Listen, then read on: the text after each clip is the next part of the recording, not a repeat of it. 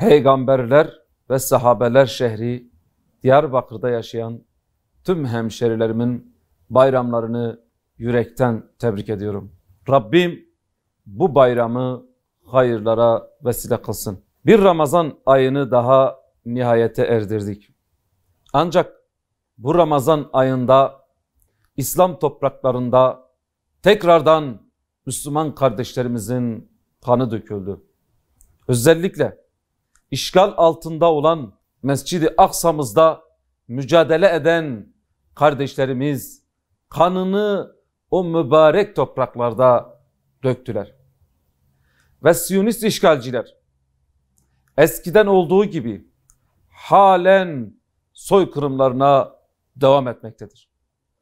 Rabbimizden temennimiz işgal altında olan Mescid-i Aksa'mızın özgürlüğüne kavuşması ve Siyonizmin, emperyalizmin, işbirlikçilerin ise yok olmasıdır.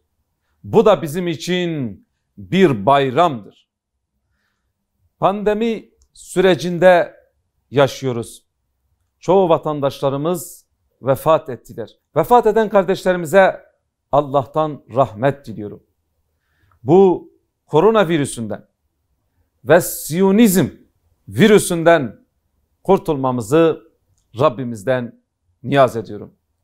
Temennimiz tez zamanda toplumumuzun sağlığına kavuşması ve İslam dünyasına, dünyanın başka taraflarında zulüm altında olan tüm insanlığın zulümden kurtulması, hak, adalet ve birbirlerine saygı duyulan İslami ortamların oluşmasını niyaz ediyoruz. Tekrardan tüm vatandaşlarımızın bayramlarını tebrik ediyorum.